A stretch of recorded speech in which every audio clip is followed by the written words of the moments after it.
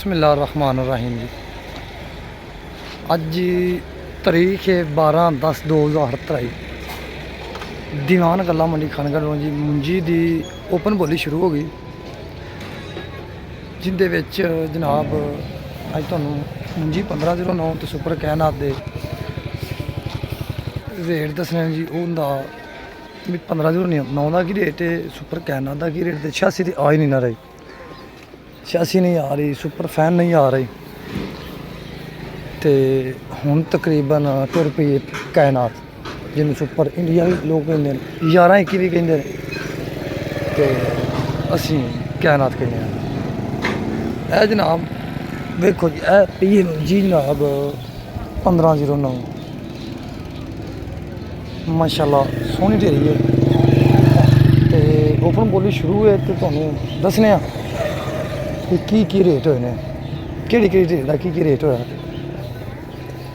तो अल्लाह पाक खैर रखे माशाल्लाह।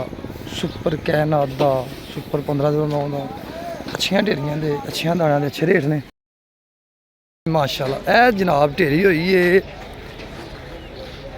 4450 रुपए माशाल्लाह।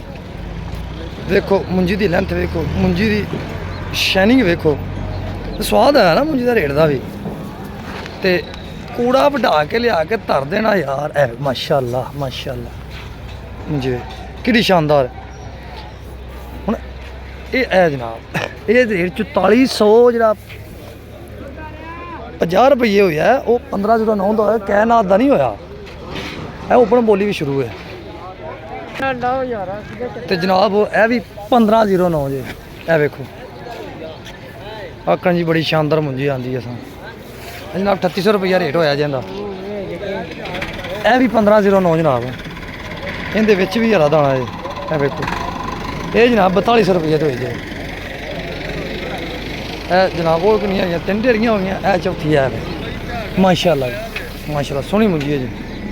यह 4400 रुपये दे माशाल्लाह, सोहनी लेंथ मुंजी की 1509 है भी।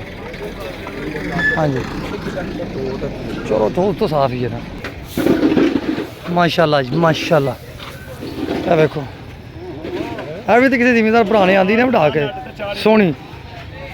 इनू किन्ने लैना हुण, नहीं तो बरूद नूं।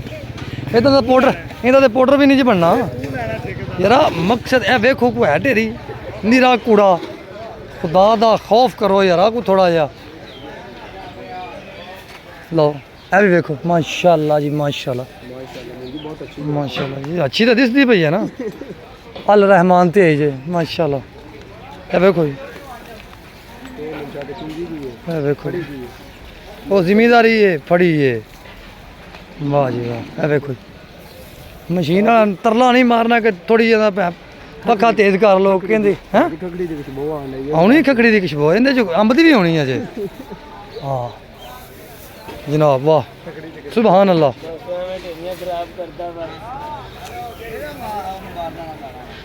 माशाल्लाह जी टॉप का रेट लगेगा इस मुंजी को।